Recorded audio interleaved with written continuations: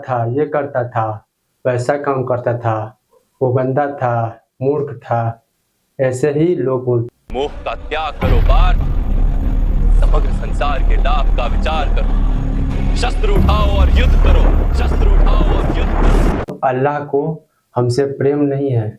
अगर प्रेम है तो सौदा किस काम। किसी से प्रेम करके, जानवरों से प्रेम करके, प्राकृतिक के हवाओं को महसूस करके, प्राकृतिक से प्रेम करके वो जन्नत में जीते हैं। उनसे पूछो कि जन्नत क्या है। अंधभक्तों से क्या पूछते हो, धर्म के ठेकेदारों से क्या पूछते हो कि जन्नत कैसे मिलेगा, स्वर्ग कैसे मिलेगा। ये मेरे मजहब का है तो ये महान है, इसे पैगंबर ने, मोहम्मद ने रचा है, लिखा है।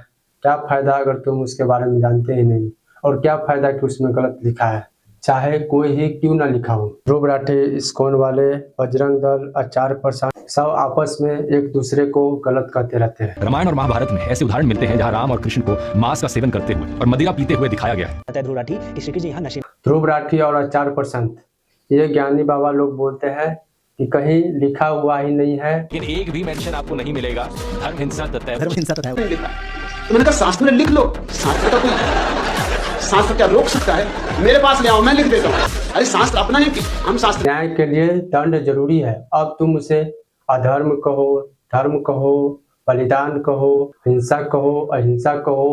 अब आप लोग हमें मूर्ख समझे या गवार समझे, हमें मंजूर है, लेकिन मैं इस बात को पूरा समर्थन करता। धर्म हिंसा तथैव च, वो चाहे बजरंग दल वाले ही क्यों ना हो।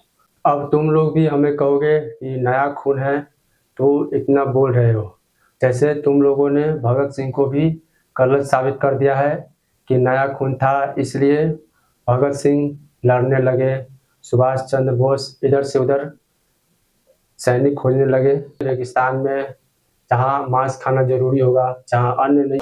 मतलब एक खास प्रजाति की गाय को खाना वहाँ पर अलाउड है। अब जैसे गाय माता है, जर्सी गाय माता नहीं है ना। नाम को बांट दिए हैं। यहाँ कोई किसी का धर्म नहीं है, कोई किसी के धर्म का बाप नहीं है, और किसी के बाप का धर्म नहीं है। यहाँ कोई सर्टिफिकेट या कोई धर्म परिवर्तन करने का जरूरत नहीं है। जो मन में आए, जो निभाने का मन हो वो निभाइए।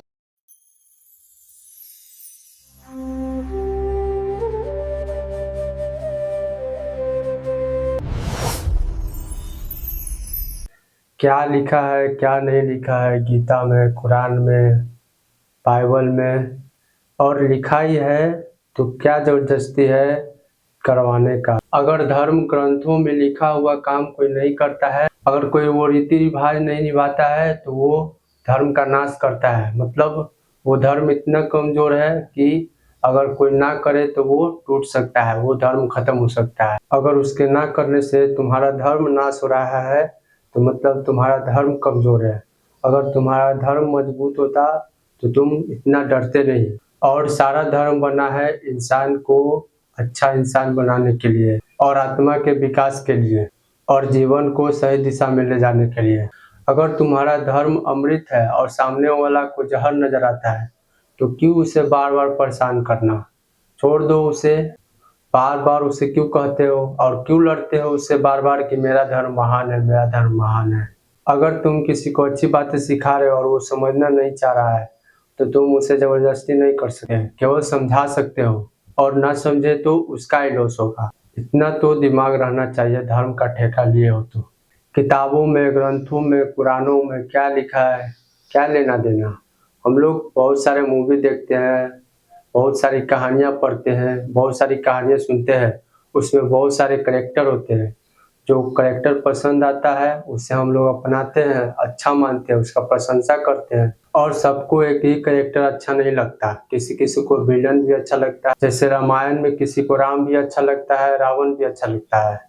और महाभारत में किसी को कृष्ण अच्छे लगते हैं, किसी को कर्ण अच्छे लगते हैं, किसी को शकुनी अच्छे लगते हैं। बहुत सारे कैरेक्टर अच्छे लगते हैं, बहुत सारे खराब। ऐसे ही किताबों में, ग्रंथों में, बाइबिलों में, कुरानों में लिखा है तो हर बात सही नहीं होगा। उसे अपने दिमाग से सोचना है। भगवान ने, अल्लाह ने, प्राकृतिक ने हमें दिमाग दिया है सोचने का, उसे सोचना है। ताकि हम रोबोट है कि हमारे अंदर मेमोरी डाल दिया गया, उसे फॉलो करते रहना है। तुम्हारे धर्मों में कुछ अच्छी बातें हैं और कुछ खराब बातें, और तुम करते रहो घमंड कि हमारा धर्म महान है, हमारा धर्म महान है। और रोते रहो बैठकर कि तुम्हारा कोई धर्म को गलत साबित कर दिया, और लड़ते रहो लोगों से कि तुम्हारे धर्म को गलत बोल रहा है। अगर कोई आपके सोने को मिट्टी कहे और वो अपने मिट्टी को सोना कहे तो आप क्या लड़ने लगेगा? मैं तो हंस कर निकल जाऊंगा। ज़्यादा से ज़्यादा उसके कल्याण के लिए समझाऊंगा कि समझो, और नहीं समझा, अगर अंधभक्त रहा कि नहीं मैं ही सही हूँ तुम गलत हो, तो क्या उसे मारने लगेंगे, पीटने लगेंगे? नहीं, छोड़ देंगे। जो समझते हो समझो। तुम मूर्ख हो अपने लिए, मैं मूर्ख हूँ अपने लिए, मैं समझदार हूँ अपने लिए, तुम बने रहो मूर्ख। इनमें लड़ने की कहाँ से बात आ जाती है? और लोग छोटी छोटी बातों को लेकर लड़ने लगते हैं। और कोई धर्म को गलत बोले भी, आलोचना भी करे, तो उस पर विचार करना है। धर्म को लेकर बैठ नहीं जाना है कि कोई बोले ही नहीं। धर्म को लेकर तानाशाह नहीं बनना है। कोई बोलेगा उस पर विचार करेंगे, सोचेंगे, समझेंगे कहाँ सही है, क्यों बोल रहा है। अगर आप समझदार होंगे तो उसके बातों को सोचेंगे, समझेंगे। अगर थोड़ा सा भी सोचते हैं और उसका बात गलत लगता है तो आप खुद उसे लड़ेंगे नहीं, इतना कहकर छोड़ देंगे कि वो मूर्ख है। क्या लड़ना उससे, अंधभक्त से। अगर कोई कहे कृष्ण गलत है, बुद्ध गलत है, महावीर गलत है, तो उससे लड़ने की क्या जरूरत, उसे गाली देने की क्या जरूरत? जो उनके विचारों को पढ़ा ही नहीं, समझा ही नहीं, वो तो उड़ फाड़ करेगा ही, उल्टा पुल्टा बोलेगा ही उनके छोटे मोटे बातों को लेकर। वो ऐसा था, वैसा था, ये करता था, वैसा काम करता था, वो गंदा था, मूर्ख था, ऐसे ही लोग बोलते हैं। लेकिन जो इनके विचारों को पढ़ा समझा, वो फालतू का बकवास नहीं करता। आप कभी भी किसी चीज का अंधभक्त मत बनिए, चाहे वो महान से महान ग्रंथ हो, महान से महान इंसान हो, महान से महान पुराण हो, या फिर गीता ही क्यों ना हो। उस पर अंधा विश्वास मत करिए, उस पर अंधभक्ति मत करिए। आपको अंधभक्ति एकदम नीचा गिरा देता है। जो भी आपके नज़र में सबसे महान चीज़ है, सबसे कीमती चीज़ है, उस पर अंधभक्ति मत करिए। वो आपको बहुत पीछे ले जा सकता है, और जब तक उसके विचारों को पढ़ेंगे नहीं, समझेंगे नहीं, उस पर विचार नहीं करेंगे, वो आपको नीचे ही ले जाएगा। और कोई फर्क नहीं पड़ेगा कि आप उसे गाली दे रहे हैं या ताली। अगर आप किसी चीज़ का अंधभक्ति करते हैं, मतलब गलत से भी गलत है आप, और मूर्ख से भी मूर्ख हैं, क्योंकि वो गलत बोलता है फिर भी आप ताली ठोकते हैं, और सही बोलता है तब भी आप ताली ठोकते हैं। मतलब आपके नज़र में सही गलत का वैल्यू नहीं, मतलब आपके नज़र में अत्याचार करने वाला और एक लड़की का मदद करने वाला दोनों एक समान ही है। इसलिए आप अंधभक्ति मत करिए। अंधभक्ति मूर्खता और गंवार का सबूत है। अगर सही बोले तब भी वाह वाह करना, और गलत बोले तब भी वाह वाह करना। जोर जोर से ताली ठोकना कि हमारे धर्म के लिए बोल रहा है, हमारे धर्म को अच्छा बोल रहा है, और जोर जोर से ताली ठोकना कि ये दूसरे के धर्म को गाली दे रहा है। लेकिन हकीकत कुछ और है। ना ही हिंदू धर्म अपना है और ना ही मुसलमान धर्म, ना ही हिंदू पराया है और ना ही मुसलमान पराया है। जब जन्म लेते हैं तब से ही सिखाया जाता है तुम हिंदू हो, तुम मुसलमान हो, तुम ये सबसे नहीं बोलना, तुम्हारा ये दुश्मन है, ये लोग वैसा है, ये लोग ऐसा है। सब सिखाते हैं गीता पढ़ना, कुरान मत पढ़ना। क्यों नहीं पढ़े भाई? गीता भी किताब है, कुरान भी किताब है। उसे पढ़ेंगे, समझेंगे, तभी तो उसे गलत कहेंगे। अगर गलत किताब ही है तो पढ़ लेंगे तो थोड़ी ना गलत हो जाएंगे। ये कोई नहीं तय कर सकता कि किताब का कितना महत्व हो सकता है। मेरे जीवन में गीता का बहुत महत्व रहा है, लेकिन कोई नहीं तय कर सकता कि इसका कीमत कितना होना चाहिए। इसके पन्नों का कीमत लगाया जा सकता है, लेकिन इसका जो लिखा हुआ है, इसके महानता को कोई नहीं बेच सकता। इसका कोई कीमत नहीं है। कलम का कीमत हो सकता है। अगर कोई अमीर आदमी करोड़ों का साइन उस कलम से करता है, चेक पर साइन करता है, तब वो उस कलम का कीमत पड़ जाता है। और गवार लोग को चाहे कितना भी महंगा कलम दे दो, उसका कोई कीमत नहीं, वो लिखा हुआ बेकार है। गीता से हम सीखे हैं जीवन में कैसे आगे बढ़ना है। उससे हमें हिम्मत मिली। हम आत्महत्या करने जा रहे थे, तब हमें कृष्ण का बात याद आता है कि सब मोह माया है, कोई अपना नहीं होता। मोह का त्याग करो पार्थ, समग्र संसार के लाभ का विचार करो। शस्त्र उठाओ और युद्ध करो, शस्त्र उठाओ और युद्ध करो। और प्रेम करो, करुणा करो, न्याय करो, धर्म के लिए जियो, आगे बढ़ो, अपने लिए केवल मत जियो। उन्होंने एक ताकत दिया उनके बातों से, उनके विचारों से, उसे पढ़कर, उसे समझकर, महाभारत को देखकर। ये मेरे लिए जीवन में बहुत खुशी की बात है और उनसे मैंने बहुत कुछ सीखा। जैसे किसी का मदद करो तो खुशी जो अंदर आती है वो बहुत गहरी खुशी होती है। अगर कोई उदास होता है तो उसे हम देखकर, उसे परेशानी में देखकर हम भी अंदर से दुखी महसूस करते हैं और उसका अगर मदद करते हैं हमें भी खुशी महसूस होती है। ये खुशी किसी चीज़ को खरीद कर, खाकर, बेचकर नहीं आती, ये किसी की मदद करके आती है, किसी को खुश देख कर आता है। अगर किसी को खुश देख के, किसी का मदद करके हमारे अंदर खुशी आती है तो इसमें क्या बुराई है। अगर कुरान हमें हत्या करने के लिए बोल रहा है, हत्यारा बना रहा है, तब हमें जन्नत देता है, मतलब ये सौदा कर रहा है कि तुम हत्या करो तब जन्नत मिलेगा। मतलब अल्लाह को हमसे प्रेम नहीं है। अगर प्रेम है तो सौदा किस काम का। अगर हम किसी का मदद करते हैं, किसी जानवर से प्यार करते हैं, उसे गले लगाते हैं, वो खुशी तुरंत महसूस होती है। उसके दिल के गहराइयों में, उसके प्रेम में, उसके लगाव में वो खुशी महसूस करते ही है। वो बहुत गहरा खुशी है ही, मिल ही रहा है, तो क्यों किसी का हत्या करने जाए। क्या पता अभी हत्या कर दे, बाद में जन्नत मिले या ना मिले। किसी ने जन्नत तो देखा नहीं है। अगर कोई जन्नत देखा है तो इस धरती पर ही है। जन्नत के बारे में उनसे पूछो जो जन्नत में जीते हैं, जो किसी से प्रेम करके, जानवरों से प्रेम करके, प्राकृतिक के हवाओं को महसूस करके, प्राकृतिक से प्रेम करके वो जन्नत में जीते हैं। उनसे पूछो कि जन्नत क्या है। अंधभक्तों से क्या पूछते हो, धर्म के ठेकेदारों से क्या पूछते हो कि जन्नत कैसे मिलेगा, स्वर्ग कैसे मिलेगा। पूछना है तो प्रेमियों से पूछो, मोहब्बत करने वाले से पूछो जन्नत क्या होता है। मोहब्बत करने वाले जन्नत के पीछे नहीं, मोहब्बत के पीछे भागते हैं, प्रेम के पीछे भागते हैं। ऐसे ही लगाया जा सकता है किताब का कीमत। अगर वो हमें अच्छी बातें सिखाती है, वो और उसका कीमत बहुत महान है। और अगर कोई किताब 1000 का भी है और हमें गलत दिशा में ले जा रहा है तो हमारा सारा जीवन बेकार ले जाता है।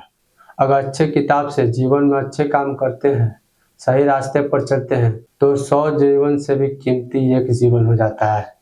इसलिए कोई किताब का, कुरान का, गीता का, बाइबल का, कलम का भी कीमत नहीं लगाया जा सकता। और गवार, अंधभक्तों और मूर्ख के लिए गीता जैसे महान चीज़ और कुरान, बाइबल, ये सब बेकार है, क्योंकि वो अंधभक्ति में जी रहा है। ये मेरे धर्म का किताब है तो ये महान है, इसे भगवान ने रचा है।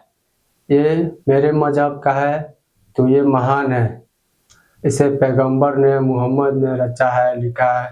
क्या फ़ायदा अगर तुम उसके बारे में जानते ही नहीं, और क्या फ़ायदा कि उसमें गलत लिखा है। चाहे कोई ही क्यों ना लिखा हो, अगर अच्छी बात है उसे ही अपनाएंगे, गलत बात है तो उसे नहीं। ये सब लोग लड़ते रहते हैं, बहस करते रहते हैं, बकवास करते रहते हैं। ध्रुव राठी, इस्कॉन वाले, बजरंग दल, आचार्य प्रसाद, सब आपस में एक दूसरे को गलत कहते रहते हैं। ध्रुव राठी कहीं से स्क्रिप्ट लिया था, रामायण में लिखा हुआ है, इतने इतने श्लोक में लिखा हुआ है कि राम कृष्ण मदिरा पान करते थे, मांस सेवन करते थे। स्वामी विवेकानंद ने भी अपनी किताब the East and the West में लिखा है, आधुनिक वैष्णव एक दुविधापूर्ण स्थिति में खुद को पाते हैं। रामायण और महाभारत में ऐसे उदाहरण मिलते हैं जहां राम और कृष्ण को मांस का सेवन करते हुए और मदिरा पीते हुए दिखाया गया है।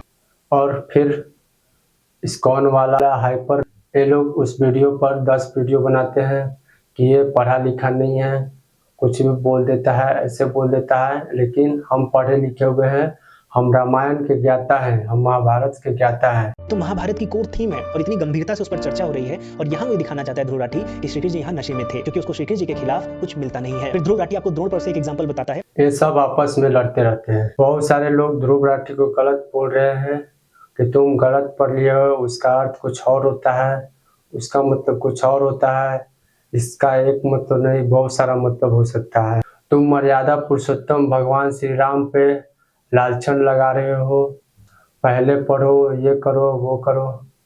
और एक इस बात के लिए बहस चलते रहता है कि कहीं पर भी नहीं लिखा हुआ है, कोई वेद पुराण, कोई कथा रामायण महाभारत में नहीं लिखा हुआ है धर्म हिंसा तथैव च।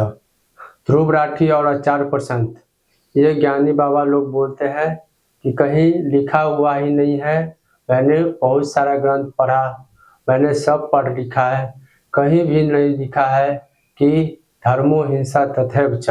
अहिंसा परमो धर्म बार बार मेंशन किया गया है महाभारत में, ढेरों बार मेंशन किया गया, लेकिन एक भी मेंशन आपको नहीं मिलेगा इस सेकंड पार्ट का, धर्म हिंसा तथैव च। धर्म हिंसा तथैव च। आपको जानकर के आनंद होगा कि ये किसी ही ग्रंथ में कहीं पर भी नहीं लिखा हुआ है, जो इतनी बड़ी बड़ी साजिशें करती है कि जो बात धर्म ग्रंथ में लिखी भी नहीं हुई है उसको संस्कृत में लिख करके उसको चारों तरफ व्हाट्सएप से और दूसरे जरियों से फैला देती है। इन जैसे इंसान को उखाड़ फेंकने वाले ओशो सीधे कहते हैं नहीं लिखा है तो लाओ लिख देते हैं, मगर शास्त्र में नहीं लिखा है। तो मैंने कहा शास्त्र में लिख लो, शास्त्र का कोई शास्त्र क्या रोक सकता है? मेरे पास ले आओ, मैं लिख देता हूं। शास्त्र की क्या हैसियत है जो रोके किसी को? अरे शास्त्र अपना है कि हम शास्त्र के? क्या लगा रखा है कि लिखा है नहीं लिखा है, हमारे ग्रंथ में लिखा है नहीं लिखा है, क्या लेकर बहस करते रहना? वो जरूरी है। अगर नहीं लिखा है तो लिखना चाहिए, सारे किताबों में लिखना चाहिए। अगर नहीं लिखा हुआ है, नहीं जोड़ा गया है तो लिख दो, जोड़ दो। हिंसा परमो धर्म, धर्मो हिंसा तथैव च, क्योंकि ये जरूरी है और भगवान श्री कृष्ण इसका फॉलो किए थे।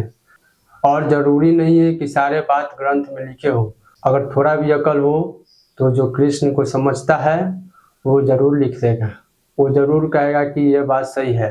नहीं लिखा है फिर भी लिखना चाहिए। मैं इस बात से पूरी सहमत हूँ और मैं इसका पूरा समर्थन करता हूँ कि अहिंसा परमो धर्म के बाद वो आगे का लाइन धर्म हिंसा तथैव च वो जुटना चाहिए, क्योंकि अगर शांति से ना समझे तो उसके लिए उसका दंड जरूरी है, न्याय जरूरी है।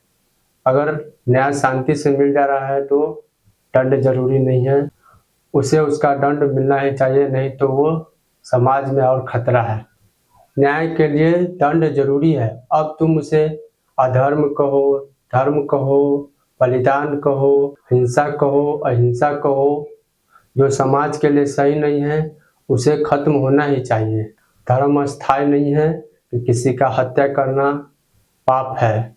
अगर बुरा इंसान है तो उसका वध करना जरूरी है, और यह भी जरूरी नहीं कि वध करना ही धर्म है।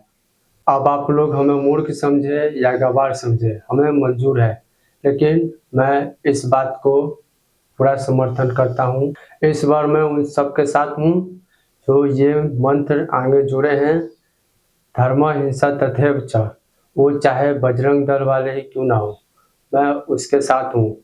क्योंकि बलात्कारी और चोर नेताओं के लिए लड़ना जरूरी है, वध करना जरूरी है, और ये मंत्र का भी जरूरत है। अगर चोर नेताओं, बलात्कारी नेताओं, अधर्मी नेताओं का वध करने पर मैं अधर्मी हूँ तो मुझे मंजूर है, और मुझे भी कह दो भगत सिंह की तरह कि तुम्हारा भी खून गर्म है। अब तुम लोग भी हमें कहोगे कि नया खून है तो इतना बोल रहे हो, जैसे तुम लोगों ने भगत सिंह को भी गलत साबित कर दिया है कि नया खून था, इसलिए भगत सिंह लड़ने लगे, सुभाष चंद्र बोस इधर से उधर सैनिक खोजने लगे क्योंकि वो नया खून के थे। मुझे पता है तुम लोगों को, और मैं अच्छे से जानता हूँ तुम लोगों का। बुढ़ा अधर्मी और बलात्कारी बाबाओं का सेवा करते हो, उसे ही अपना गुरु मानते हो, और बुढ़ा बलात्कारी का ज्ञान को अमृत समझ के पी लेते हो। जो जीवन भर मोह माया में भागता रहा उसके पीछे भागते हो, और एक चिल्लाने वाला चिल्ला कर बोलता है, जोर जोर से गरज गरज कर बोलता है और किसी को नीचा समझता है। तुम क्या बनना चाहते हो? एक काम कर, तू आईएएस की तैयारी छोड़ दे या उस लड़की को छोड़ दे। किसी को नीचा साबित करते रहता है। उन लोगों का बात मानते हो, सोचने का क्षमता तो है नहीं, इसीलिए तो जोर से बोल दिया, बस ताली बजा दिए। अगर सोचे समझे तो वो ताली बजाने का कोई बात बोलता ही नहीं, बस जोर जोर से बोल देता है, ये करो वो करो, ऐसे मत करना वैसे मत करना, लेकिन कुछ लॉजिक ही नहीं निकलता। अगर सोचे तो कोई किसी को आज गलत साबित करेगा तो तुम लोग उसे महान मानोगे, और कल उसे कोई गलत साबित कर दिया तो तुम लोग उसे महान मानोगे। इसी तरह इधर से उधर करते रहना। किसी का एक दो बात सही लगे, दो चार बात सही लगे तो उसे महान समझना, और आगे जो भी बोले उसे अंधभक्त की तरह जब तक सुनते रहना जब तक उसे कोई गलत साबित न कर। इतना किसी इंसान से क्यों जुड़ना है तो सत्य के साथ जुड़ो। जो सही बोल रहा है उसको अपनाओ, जो गलत बोल रहा है उसे मन है तो सीखो, फिर छोड़ दो। लेकिन ये क्या बात हो गई, जोर जोर से चिल्लाएगा बोलेगा या फिर उसे नीचा दिखाएगा तो वो महान हो गया। कुछ लॉजिक भी तो होना चाहिए, कुछ बड़ा बात भी होना चाहिए। खुद से सोचिए और अंधभक्ति मत करिए। किसी से प्रेम करिए मगर अंधभक्ति मत करिए। माना गहरा रिश्ता हमारे और आपके बीच में, हमारे और आपके दिल के बीच में, हमारे और आपके प्यार के बीच में। माना गहरा रिश्ता है हमारे धर्म से, आप भी हिंदू हम भी हिंदू, लेकिन इसका मतलब ये नहीं कि हम आपसे प्यार करते हैं तो आप मेरा फायदा उठाइएगा, और आप हमारे धर्म में हैं तो आप फायदा उठाइएगा। आप सरकार हैं, आप जनता हैं, आप मेरे प्रेमिका हैं, मेरे प्रेमी हैं, मैं आपका सम्मान करता हूँ। लेकिन गलत करिएगा, अन्याय करिएगा, अधर्म करिएगा तो धर्म तथैव च, धर्म के लिए हिंसा होगी। और अक्सर बजरंग दल वाले भूल जाते हैं कि उन्होंने मंत्र तो आगे बढ़ा दिया, मदद कर दिया, लेकिन वो चोर नेताओं और बलात्कारी नेताओं का साथ देने लगते हैं। अगर इस मंत्र को आगे बढ़ाए हैं तो साथ दीजिए, केवल कह देने से नहीं होगा, उसे निभाना भी पड़ेगा। नहीं तो कोई फर्क नहीं पड़ता कि किताब में छपा गया और उसका पालन ही नहीं हो रहा है। धर्म के लिए लड़िए, और केवल कमजोर इंसान पर, अकेला इंसान पर ताकत दिखाने से महान नहीं होता है। धर्म के लिए अगर सच में ताकत है तो धर्म के लिए लड़िए। अगर केवल गुंडागर्दी ही करना है तो क्यों हनुमान जी का, बजरंग बली का नाम खराब करना। वो महान पुरुष है, वीर है, महावीर है, उनका छवि ऐसे खराब मत।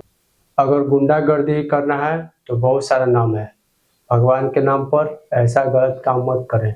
अगर भगवान का नाम है तो उसे सही दिशा में न्याय के लिए लड़ना चाहिए, आंदोलन करना चाहिए, आवाज़ उठाना चाहिए, न कि मारा पीटी करना चाहिए। पढ़ लिख कर लड़िए गरीबों के लिए। केवल रोड पर डंडा और तलवार और झंडा ये सब लेने से कुछ नहीं होगा। बेकार है वो दल जो केवल धर्म तथैव च का नारा देता है लेकिन निभाता नहीं। वो मासूम मुसलमान पर अत्याचार करता है। जो सच में धर्म तथैव च, जो धर्म के लिए लड़े, जो धर्म के लिए हिंसा किए, वो खुद कहते हैं और वो खुद मदद करते हैं, प्रेम करने के लिए कहते हैं, वो खुद न्याय करने के लिए बोलते हैं। मैं मांसाहारी को न ही डराऊंगा और न ही बढ़ावा दूंगा। जो लोग बकरी या गौ हत्या करते हैं, मैं उन लोगों से कहूँगा कि आप लोग एक उसका छोटा बच्चा ले आइए जो एकदम बेसहारा हो, जिसकी माँ न हो, उसे अपने घर ले आइए और उसका देखभाल करिए, नेपुल से दूध पिलाइए, उसके साथ खेलिए, उसके साथ समय बिताइए, उसका सुरक्षा करिए। जैसे अपने बच्चे को पालते हैं वैसे उसे पालिए, उसको कुछ होने ना दीजिए। और जब वो बड़ा हो जाए 5 साल 6 साल, तब उसे अगर अपने हाथों से काट सकते हैं, अगर आपके कलेजा में, आपके सीने में, आपके दिल में दम है, उसके साथ समय बिताए हैं उसके साथ जिए हैं, उसको महसूस किए, अगर उसके साथ थोड़ा सा भी प्यार किए हैं, आप अपने हाथों से काटिए अगर आपके अंदर ताकत है तो, और फिर उसे खाइए। और फिर आप बैठकर एक बार सोचिएगा आपने उसके साथ 3 काम किया है। पहला कि आप उसे बचपन से लाए, खिलाए, पिलाए, इधर उधर रक्षा किए, सुरक्षा किए, पास बुलाकर सहलाए, उसे प्यार किए। और दूसरा, आप उसका गला काटे, उसका हत्या किए। और तीसरा, आप उसका स्वाद लिए। अब आप खुद सोचिए क्या आपको सही लगा, उसे प्यार करने में या उसका हत्या करने में या उसका स्वाद लेने में। जो आपको सही लग रहा है वो करिए। आप खा सकते हैं, मैं रोकने वाला कोई नहीं। आप मतलब प्रेम को नहीं समझते हैं तो हमें क्या समझिएगा। कोई ज़रूरी नहीं है मेरे बातों को समझने का। अगर आपको कुछ भी माया नहीं आया, आपके अंदर गलत महसूस नहीं हुआ, आपको दुखी महसूस नहीं हुआ, तो मैं आपको गाली नहीं दूंगा। और आज तक कोई ऐसा गाली बना ही नहीं जो अपने बच्चों को, अपने जिसे पाला होता है उसे एक हवस में अपने पति को भी जान मार देता है। उसके लिए आज तक कोई गाली बना ही नहीं, और उसे क्या गाली देना।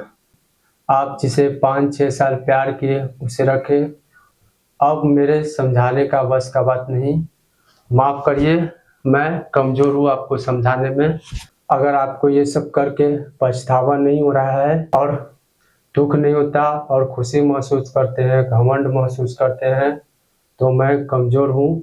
मैं बस इतना ही सिखा सकता हूँ कि स्वाद से ज़्यादा प्रेम के गहराइयों में जीने का मज़ा है। तो आप डिसाइड करिए कि आपको गाय का मांस खाना चाहिए या नहीं, बकरी का मांस खाना चाहिए या नहीं, कुत्ते का मांस खाना चाहिए या नहीं।